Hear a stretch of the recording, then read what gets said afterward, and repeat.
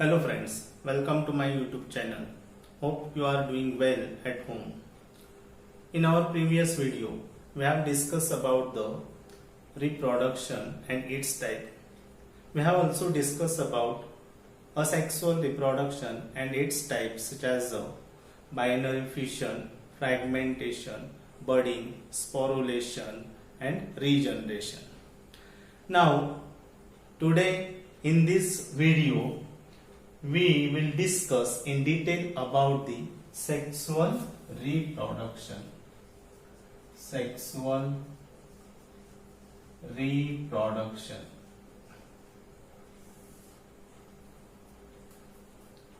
As there is a greater difference in asexual reproduction and sexual reproduction. Asexual reproduction is going to be occur without gamete formation and fertilization. But it is completely opposite to the asexual reproduction. Sexual reproduction also complex and slow process as compared to asexual reproduction. So sexual reproduction is the process of reproduction in which two haploid gametes, that is male gamete and female gametes, fused with each other to form a diploid zygote, and this diploid zygote gives rise to the multicellular structure. So in sexual reproduction, the new offsprings are produced are completely dissimilar to that of their parents. Means genetic variations comes through the asexual reproduction, and the genetic variation is one of the most important cause of evolution. So this sexual reproduction in organism involves the gamete formation. So primary basic step in sexual reproduction is gamete formation. So you know that gametes are the haploid structure. Gametes are the haploid structure, means they containing a single set of the chromosomes, and this haploid structure formation is called as gametogenesis. Gametogenesis. The process of gamete formation is called as the gametogenesis, and this gametogenesis for male and for the female. The gametogenesis for the male is a spermatogenesis. Spermatogenesis. And for the female, this is oogenesis. Oogenesis. So spermatogenesis involves the sperm formation. Sperm formation. So this sperm formation takes place in the primary sex organ of male reproductive system, that is the testis. And in female, oogenesis occur to the egg formation, egg, ova formation. The process of egg formation, ova formation within the ovary is a oogenesis. So oogenesis is going to occur in the primary sex organ of female, that is the ovary. Now, for gametogenesis such as the spermatogenesis and oogenesis, testis as the primary sex organ of the male contains a very special cells called as the very special cells of testes and ovaries called as myocytes, or gamete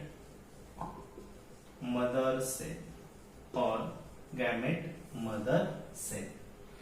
So these are the very special cells in the primary sex organ or gonads of male and female, in through which the gametes are going to be produced. Means these cells in a gonads divides by mitosis and meiosis.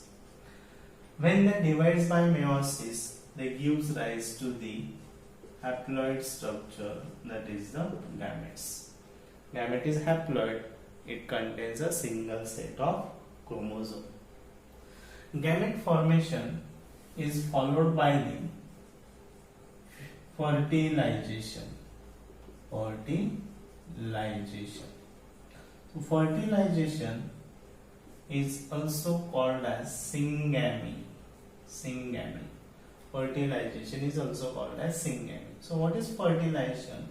Fertilization results into the fusion of male gametes and female gametes. So fusion of male and female gamete. Fusion of male and female gamete to form diploid structure, single cell diploid structure, that is zygote, is called as a fertilization. Okay, and fertilization is followed by the embryogenesis. Embryogenesis, that is the formation of embryo from the zygote by its repetitive mitotic division. So the multicellular structure embryo is formed from the single cell zygote. So for that, the zygote should have to be undergo repetitively it divides by a mitotic cell division to form a multicellular structure that we call as the embryo. So in general, sexual reproduction involves gamete formation. Then gamete formation, as the gamete formation occurs, these gametes are allowed to fuse with each other, called as a fertilization, and the fertilization results into the formation of single cell structure called as the zygote, diploid zygote. Later on, this zygote keeps on multiplying by mitotic cell division to give rise a multicellular structure called as the embryo, and so formation of embryo is called as the embryogenesis. Okay, and this embryo, the cells of the embryo undergo differentiation. Differentiation helps to make a group of cells and allow this group of cells to undergo certain modification to form a different types of the tissue and the organs. So completely organisms form. So complete organisms are formed from in a sexual reproduction from the parents. But these organisms, the newly produced organism in a sexual reproduction, are genetically dissimilar. Means there are the greater variation in between offspring and their parents. So they are genetically dissimilar. Genetically dissimilarity is due to the meiotic cell division. That means the variation produced in a sexual reproduction, which is one of the most important cause of evolution. So new species formation, that we call as a speciation, is only by the sexual reproduction. Or to form a new species, to occur a new species formation, there should be variation, and that variation is the one and only way to occur a variation is a sexual reproduction. So simply we can write here like that: gametes these gametes fertilize to form zygote. Zygote develops into the embryo, and embryo develops into the new organism. Develops into the new organisms. Okay.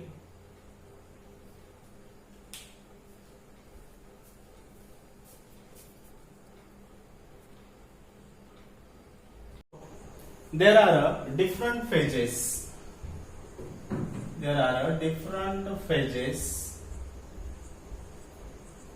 In life cycle of sexually reproducing organisms.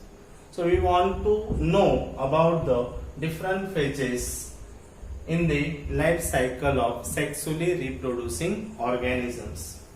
So these phases are, the first phase is called as the juvenile phase.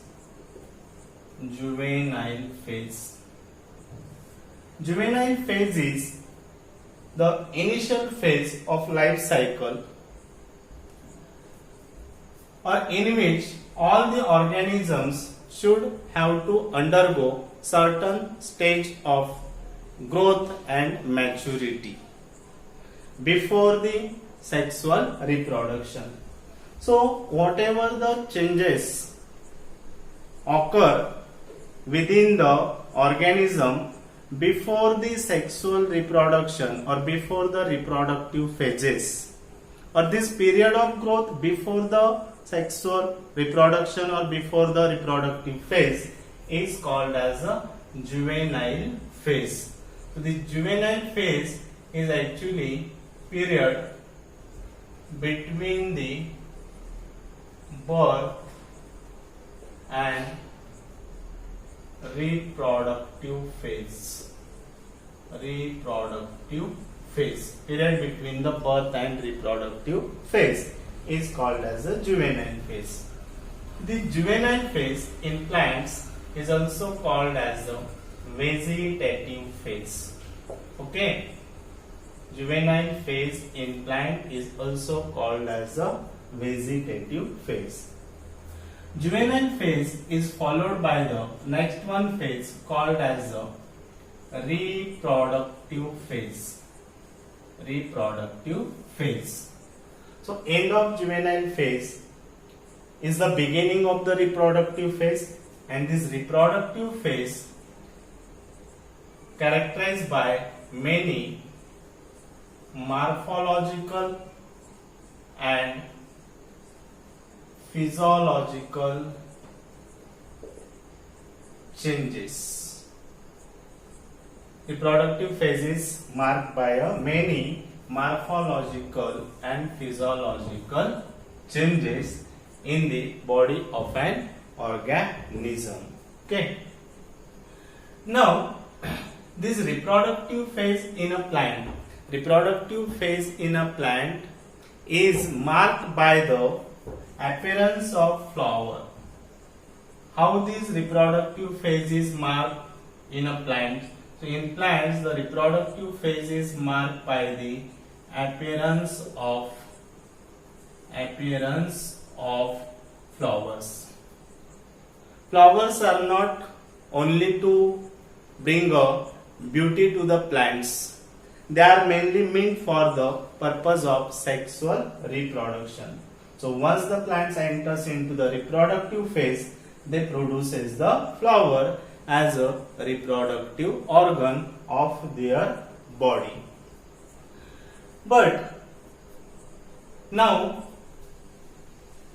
on the basis of flower, on the basis of how many times plant produces the flower in their life cycle, there are two types of plants: monocarpic plants and polycarpic plants. What are these monocarpic plants and polycarpic plants? So monocarpic plants are those plants produces flowers only once in life. The plants which produces the flowers only once in their life, they are called as the monocarpic plants. Example, bamboo plant. Bamboo plant produces flower once in a 50 to 100 years and then die. Whereas polycarpic plants are those plants which produces more than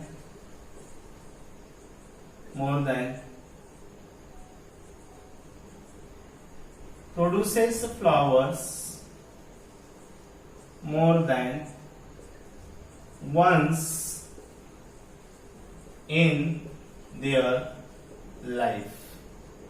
Those plants continuously produces the flower in their life. They are called as the polycarpic plants.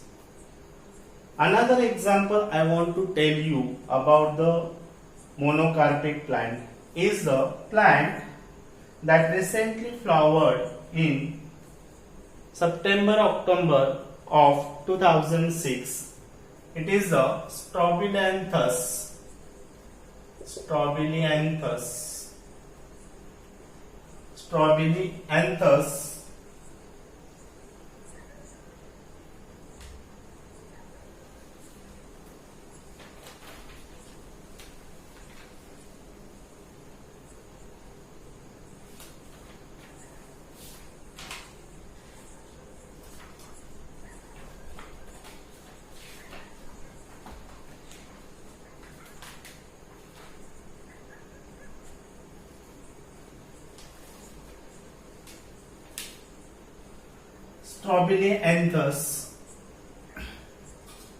kunthiana.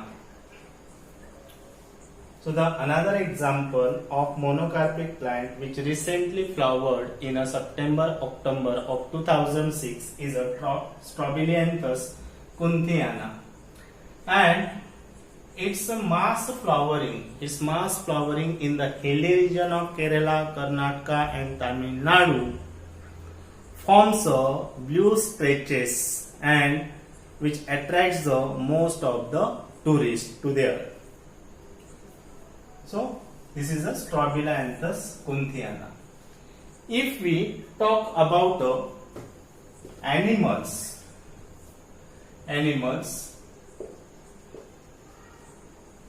on the basis of the reproductive phase of the animals are categorized into the two types. So actually, on the basis of breeding season in animals, we can classify the animals into the two types. The first is the seasonal breeders, and second is the continuous breeder. Second one is a continuous breeder. Am I right?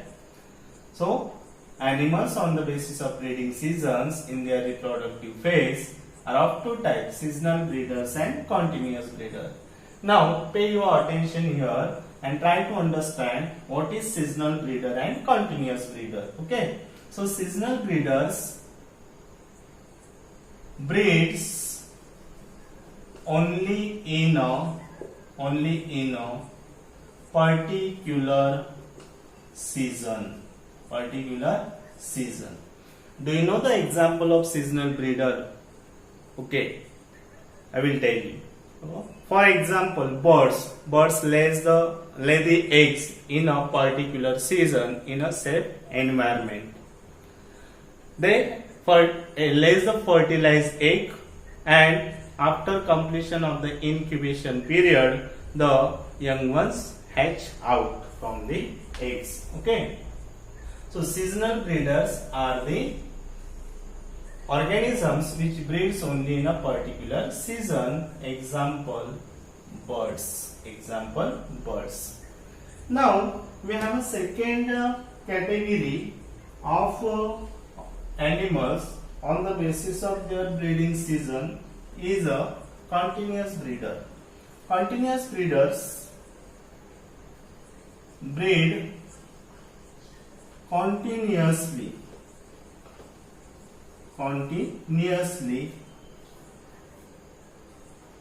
in their reproductive phase.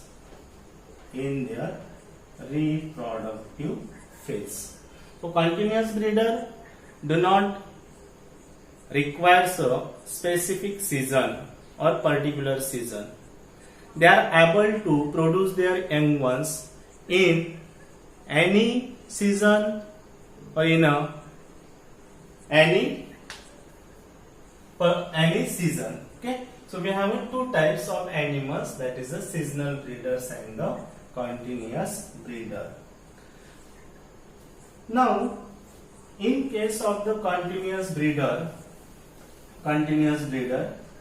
so reproductive phase of continuous breeder, let's see, reproductive phase of continuous, for example, female reproductive phase of continuous breeder shows of a female placental organisms. Try to understand. In a continuous breeder, in a female reproductive phase, and in the female placental organisms, these female placental organisms, we are categorize them into the two categories: non-primates, and the second one is primates. Non-primates include such as a dog, cow, sheep, dog, etc. And primates such as human, apes, and monkeys. Now, these female placental organisms, as we have classified them into the non-primates and the primates, these females of non-primates and primates shows certain cyclical changes in their ovary and the uterus. So these cyclical changes with respect to non-primate females are called as estrus cycle. The cyclical changes in ovary and uterus in a non-primates animals is called as a estrus cycle, and the cyclical changes with respect to the uterus and the ovary in a primates is called as a menstrual cycle.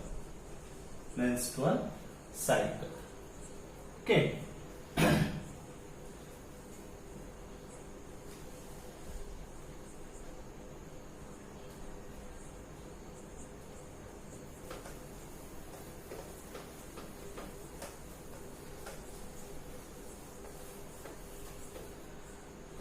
Another one thing I want to tell you that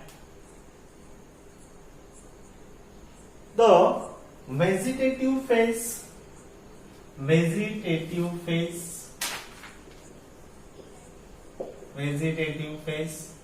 then reproductive phase, and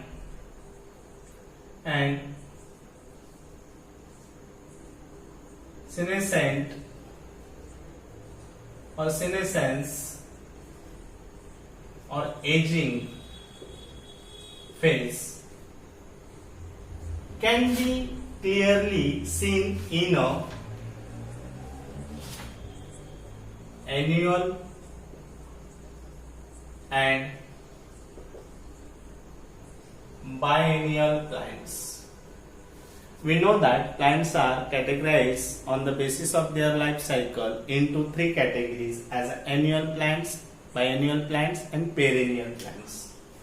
So these three phases in a life cycle can be clearly seen only in annual plants as well as in a biennial plant. And whereas these three phases cannot be clearly seen in perennial plants.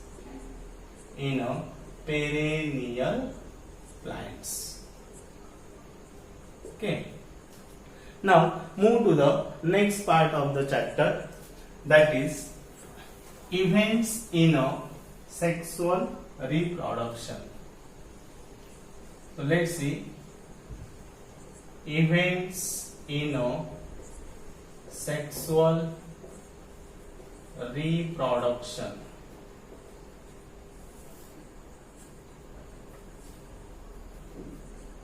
Can you imagine which are the events of a sexual reproduction? The events associated with the sexual reproduction are grouped in three distinct categories. They are, first is pre-fertilization event. Pre-fertilization event. Now, what is pre-fertilization event? Pre-fertilization event is an event that occur before the fertilization. Okay, whatever the events that is going to be occur before fertilization, they are included in a pre-fertilization event. There are two pre-fertilization event. The first one is gamete formation, that I have told you in the beginning of this lecture. Gamete formation, that we call gametogenesis. And second event is a gamete transfer. Now try to understand more detail about the gamete formation. These gametes are going to be formed in a very special cells of the reproductive organs, primary reproductive organs, and they are called as the gamete mother cells or myocytes. Means myocytes or gamete mother cells, which are the cells or which are capable to divide by mitosis as well as meiosis. Once they divide by the meiosis, they give rise to the haploid cells. So here gamete formation occur in a very special cells, that is the myocyte or called as the gamete mother cells. And where these cells are present, they are present in the gonads or the primary sex organ. So myocytes gives rise to the gametes. So gametes are the haploid structure produced by the meiosis cell division. Rest of the body cells are called as the somatic cells, and these somatic cells can be divided by only mitosis cell division, whereas the myocytes are able to divide by mitosis as well as meiosis. Now, another one important thing about the gametes, on the basis of their external morphology, or if we try to distinguish them as a male gametes and female gamete, if we able to distinguish them properly as a male gamete and female gamete, then we call them as a heterogametes. And if we are not able to distinguish them as a male and female gamete, then these gametes are called as the isogametes or called as the homogametes. So here the gametes are two types. Gametes are two types, that is homogametes or called as isogametes. isogametes. Example, algae, cladophora. The gametes of the cladophora cannot be distinguished as a male and female because both the gametes are similar in their appearance. So they are called as a homogametes or isogametes. And second category we have of gamete is a heterogametes. So heterogametes can be properly distinguished as a male and female gamete because they are not similar in their appearance. So here heterogametes are not similar in their appearance and homogametes are similar. So here what you have to write? Similar in their appearance. Similar in their appearance. And here heterogametes do not similar in their appearance. For example, male and female gametes of human. We can easily able to distinguish male and female gamete. Here the male gamete sperm is small, whereas the female gamete, that is the ova or egg or ovum, is larger in size. So they have a dissimilar appearance, hence they are called as the heterogametes. Okay. Another important event in a pre-fertilization is a transfer of gametes. So this gamete formation is followed by gamete transfer.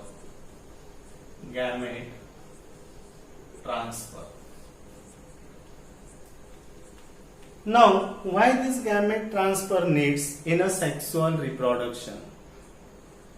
Because during the time of fertilization, two different gametes, that is male gametes and female gamete, should come very close to each other to mix their genomic content to form a single cell diploid structure, zygote. So to come close for the fertilization, there is a must of gamete transfer.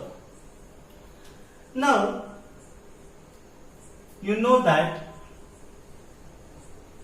in a angiosperm and red algae. In angiosperm and red algae, both the gametes are non-motile. Whereas in algae, bryophytes and pteridophytes, the gametes are also non-motile.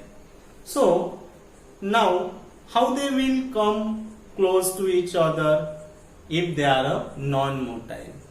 So obviously the medium should be required to carry them very close to each other. So keep in mind, in case of algae, bryophytes and pteridophytes, the water is a medium.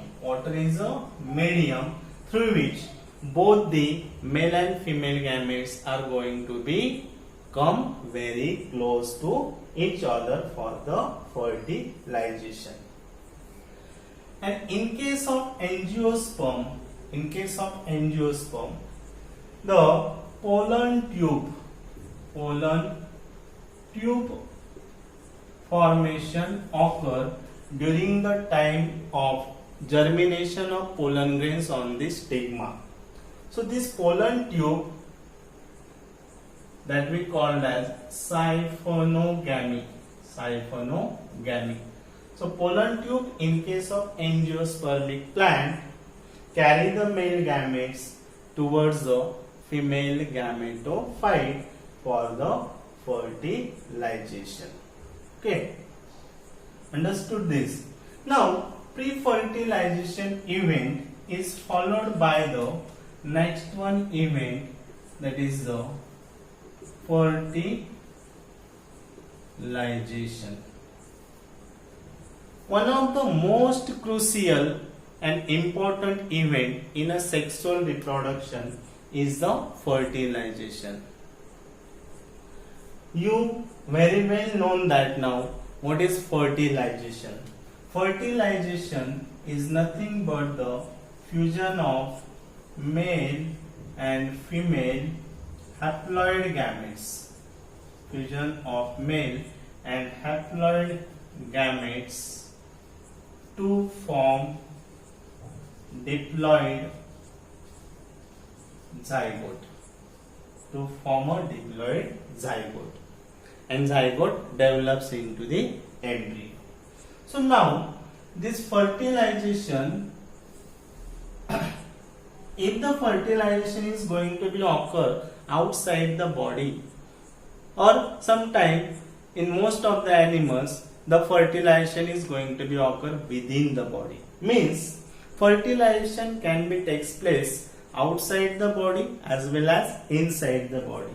When the fertilization occur within the body, it is called as internal fertilization. Internal fertilization. In case of human being, when male ejaculates the semen into the vaginal tract or reproductive tract of the female reproductive system, so most of the sperm try to reach towards the egg. Once they approach the eggs, the fertilization takes place in the middle part of the fallopian tube, that we called as the ampullary region of the fallopian tube. So in case of a human being, in female, the fertilization takes place in a fallopian tube. So it is of internal fertilization. For example, human.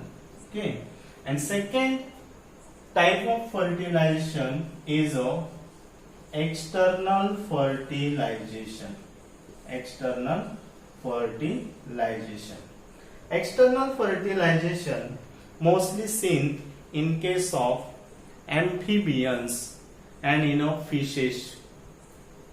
So female frog deposit a bunch of eggs surrounded by a jelly-like material.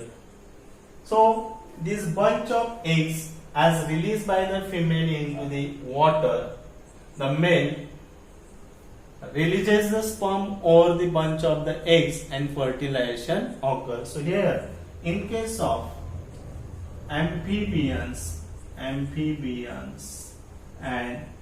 fishes, the fertilization is of external type. Got it? What is meant by internal fertilization? Takes place within the body, and external fertilization takes place outside the body, mostly in water. So this is about the fertilization. Fertilization is followed by the post-fertilization event. Post-fertilization event. So next event of sexual reproduction is post-fertilization event. fertilization result into the formation of single cell zygote. Now this zygote undergo many repeated mitotic cell division and differentiation to form a multicellular structure called as a embryo. So the formation of embryo from the zygote comes under the post-fertilization event. So post-fertilization event includes the embryogenesis, in which embryo is a multicellular structure. Okay, multicellular structure. Embryo is formed from the single cell diploid zygote by its repeated mitotic cell division. Okay, what happens during the post-fertilization event? During the post-fertilization event, embryo is going to be formed from the single cell structure, that is the zygote, and for that zygote should have to be zygote should have to be divided by a only mitotic cell division too many times to form a multicellular structure. So we can write like that: zygote is a diploid structure which undergo repeated mitotic cell division to form a multicellular structure, that is the embryo.